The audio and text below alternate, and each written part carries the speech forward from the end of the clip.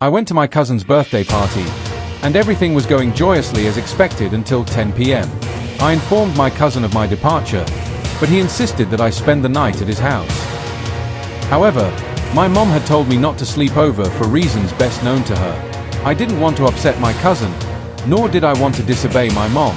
So, I made a choice that would please everyone. I told my cousin that I wouldn't stay the night, but I would hang around a little longer. He happily agreed, and I'm pretty sure he thought I would eventually change my mind. Around 1 a.m., I announced my departure again, and my cousin began his sermon of persuasion, reminding me of the rising insecurity in the country. He was speaking facts, but disobeying my mom was something I wasn't ready to do. I assured him that I would be safe and left. I courageously walked until I reached a particular route called Ojanebo.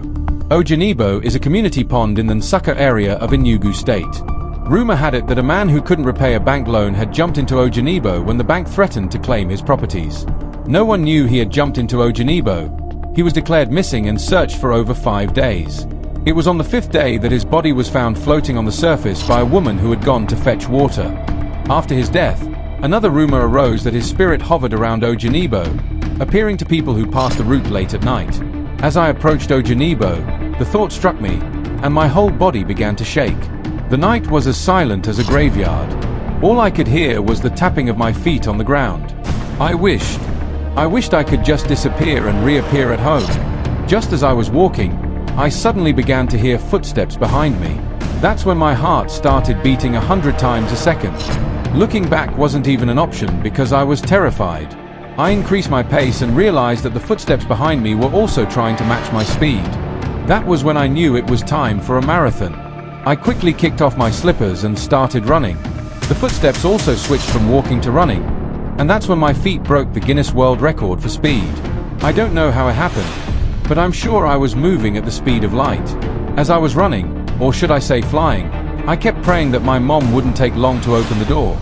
Luckily for me, when I got home, my mom hadn't even locked the door because she believed I would be coming back. I quickly opened the door, jumped inside, and bolted it shut. I was shocked to see that my mom was still awake, and I'm sure it was because of me. Moms are really the best. She asked me what had been chasing me, but I told her we'd talk during the day and went straight to bed. A hand tapped me, and I opened my eyes only to discover that it was morning. "Good morning, Mama," I greeted, yawning. "Good morning, son. Someone wants to see you." Curious, I followed my mom outside to see who was looking for me. When we got out, I was shocked to see a madman holding my slippers. He stretched them toward me and said, "Last night, I was scared. That's why I was following you. Then you suddenly shook off your slippers and started running."